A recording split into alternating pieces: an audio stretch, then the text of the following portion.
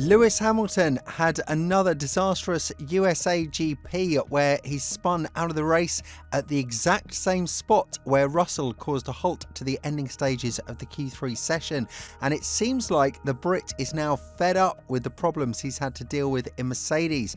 With 5 more races left in the W15 and in Mercedes in general, is Hamilton now facing the toughest races in his career? And if so, could this have an effect on his first year in Ferrari? It goes without saying that Hamilton has had a disastrous period ever since the summer break, and with his highest finishing place being P5 in Monza, you could say that he's quite disappointed, especially because he won 2 races prior to the break, Spa and Silverstone. Mercedes was supposed to bring a working bunch of upgrades in Austin, but all of a sudden it seemed like the last minute changes to the car that are somehow always applied to Hamilton's car have made it worse to drive, with him spinning off the same corner where Russell ended the qualifying session on Saturday.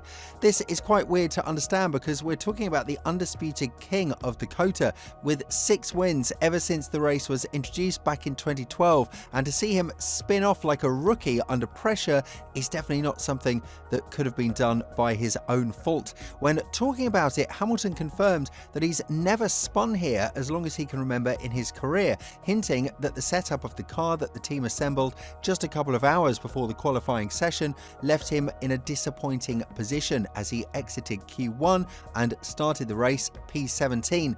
Further elaborating on this, Hamilton said, "I had a great start to the race. Obviously, I shot up the inside and got up to 12th, and at that point, it was only the second lap, so I am not flat out, not pushing particularly, just trying to manage tyres. The car started bouncing on the way in, and then it just lost all load of the rear and just went around on me.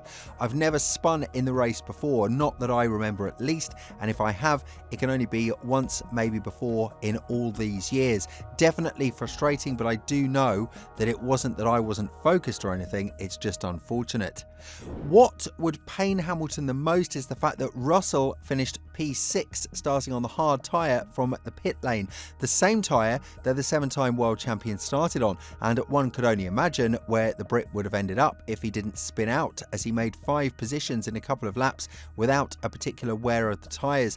Obviously, Mercedes is the only team on the grid to have not understood the rules completely, and the fact that they are still struggling to bring performance with their upgrades, with Ferrari having a 1-2 finish and Red Bull and McLaren being right up there with pace, it's a devastating and miserable finish for Hamilton's Mercedes reign in Austin.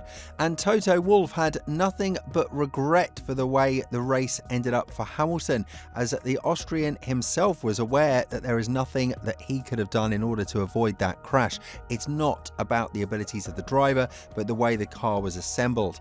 Before the sprint race started, Hamilton reported a clicking sound from in front of the car, something that he believed would ruin his race to a greater extent, and that turned out to be the suspension of the W15, with the team having to restructure the entire car for the race weekend, including qualifying.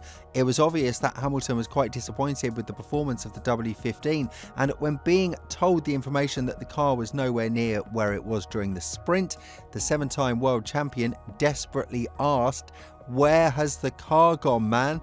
But the issue that Hamilton had during the race is something that he also suffered from throughout the first and only practice session in Austin.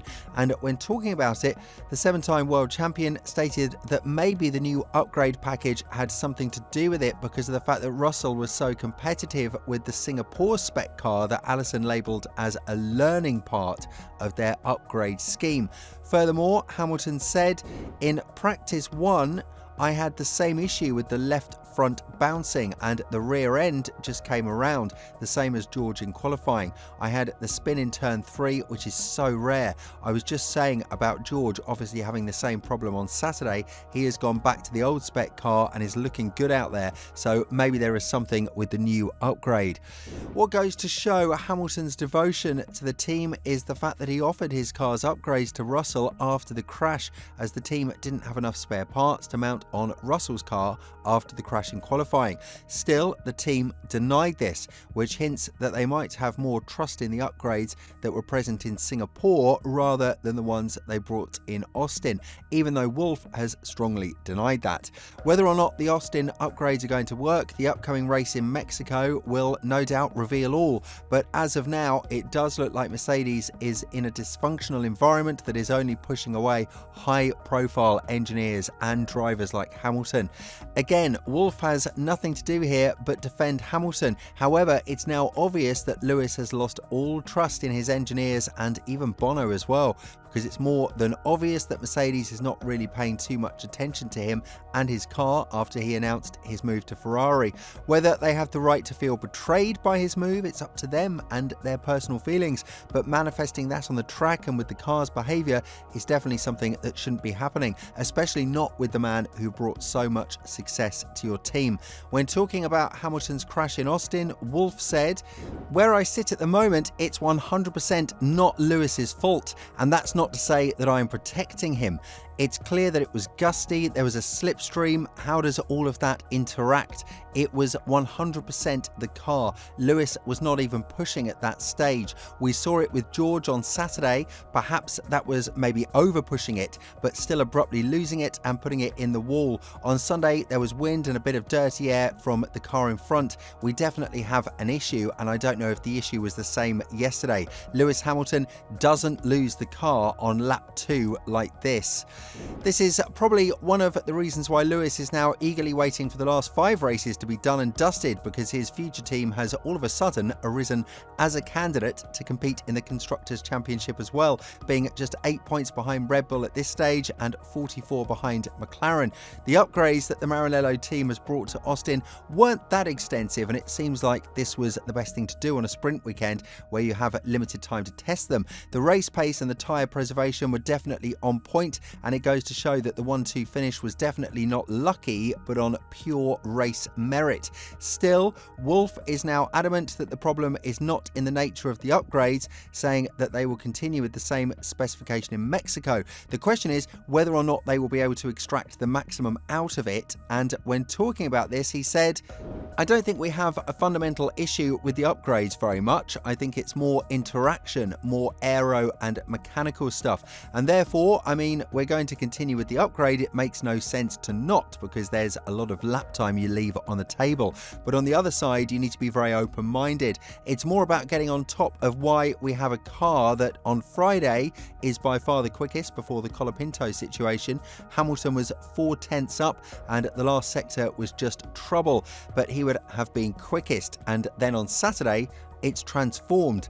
With all this in mind, do you think that Hamilton is being treated unfairly in Mercedes? And what's even more important, do you think that he's now eagerly waiting for these last 5 races to pass by so that a new chapter in Ferrari will bring a bit more joy to his career? Let us know what you think in the comments below, and if you want to learn more about the latest drama between Norris and Verstappen and their Toto racing in Austin, make sure to click on the video that's on your screen right now.